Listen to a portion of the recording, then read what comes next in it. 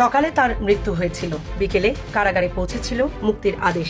মাত্র কয়েক ঘন্টার ব্যবধান, আর এই কয়েক ঘন্টায় কেড়ে নিয়েছিল একজন নির্দোষ মানুষের মুক্ত জীবনে ফেরার শেষ সুযোগ। তিনি শেখ ওবায়দুর রহমান, সবার কাছে পরিচিত ছিলেন আবেদ আলী নামে। দেশের সর্বোচ্চ আদালত তাকে নির্দোষ ঘোষণা করেছিল, কিন্তু সেই রায়ের কপি পৌঁছাতে এমন দেরি হলো যে জীবিত অবস্থায় কারাগারের ফটক আর পেরোনো হয়নি তার। 13 বছর কারাভোগের পর তিনি মুক্তি পেলেন ঠিকই, তবে কেবল কাগজে কলমে। বাস্তবে তার মুক্তি হয়েছিল মৃত্যুর মাধ্যমে। Premium commercial space is now for rent. Featuring ample parking and excellent accessibility, this 4,200 square foot space is ready. Elevate your business and call us today. 2003 সালের 4 ফেব্রুয়ারি সাতক্ষীরার ইটাগাছা পুলিশ ফাঁড়ির 2 কনস্টেবল ফজলুর রহমান ও আব্দুল মোতালেব টহলরত অবস্থায় দুর্বৃত্তদের ছুরিকাঘাতে নিহত হন। ঘটনাটি সে সময় ব্যাপক আলোচনার জন্ম দেয়। পরদিন পুলিশ বাদী হয়ে হত্যা মামলা করে এবং তদন্ত শেষে 10 জনকে আসামি করে অভিযোগপত্র দাখিল করে। সেই তালিকায় ছিলেন সাতক্ষীরার ব্যবসায়ী আবেদ আলীও। 2006 সালে বিচারিক আদালত মামলার রায় ঘোষণা করেন। আবেদ আলী, রায়হানুল ইসলাম ও জাকির হোসেনকে মৃত্যুদণ্ড দেওয়া হয়। অন্য কয়েকজনকে দেওয়া হয় যাবজ্জীবন কারাদণ্ড। রায়ের পর থেকেই মৃত্যুদণ্ডপ্রাপ্ত বন্দী হিসাবে কন্ডেম সেলে শুরু হয় আবেদ আলীর জীবন। প্রতিটি দিন কাটতে থাকে ফাঁসির মঞ্চের আশঙ্কা নিয়ে। কিন্তু তিনি নিজের নির্দোষতার দাবি থেকে কখনো সরে যাননি। তার পরিবারও বিশ্বাস করত তিনি কোনো অপরাধ করেননি।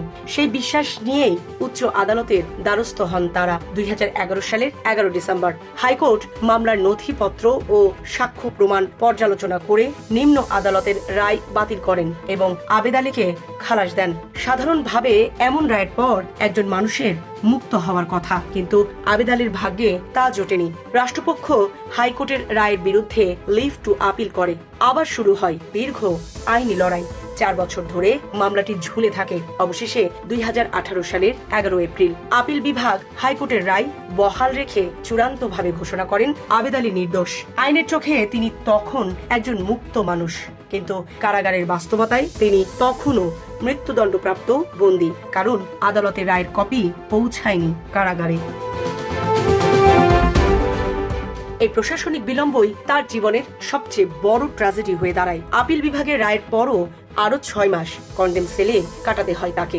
এ সময় ক্যান্সারে আক্রান্ত হয়ে তার শারীরিক অবস্থার দ্রুত অবনতি ঘটে। পরিবার অভিযোগ করে প্রয়োজনীয় চিকিৎসাও তিনি ঠিক মতো পাননি। এমনকি রক্তের প্রয়োজন হলেও মেয়েকে রক্ত দিতে দেওয়া হয়নি বলে অভিযোগ পরিবারের। অবশেষে অসুস্থ অবস্থায় তাকে খুলনা মেডিকেল কলেজ হাসপাতালের প্রিজন সেলে ভর্তি করা হয়।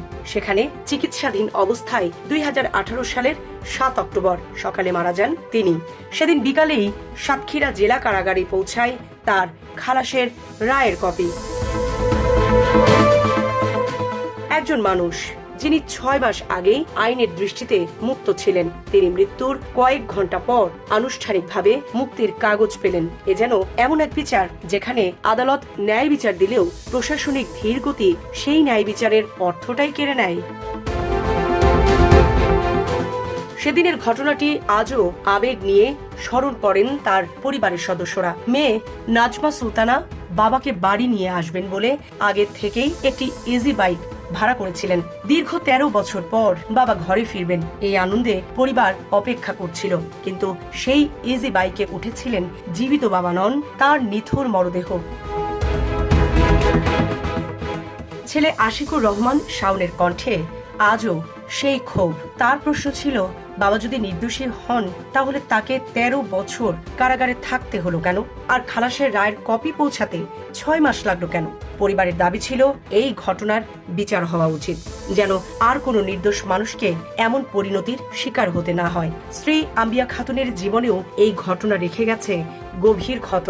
তিনি বলেছিলেন, বিনা অপরাধে তার সন্তানরা বাবাকে হারিয়েছে। একজন নির্দোষ মানুষকে বছরের পর বছর খুনির পরিচয় নিয়ে বাঁচতে হয়েছে। যদিও মৃত্যুর আগে আদালত তাকে নির্দোষ ঘোষণা করেছিল, কিন্তু সেই স্বীকৃতি তিনি মুক্ত মানুষ হিসাবে উপভোগ করতে পারেননি।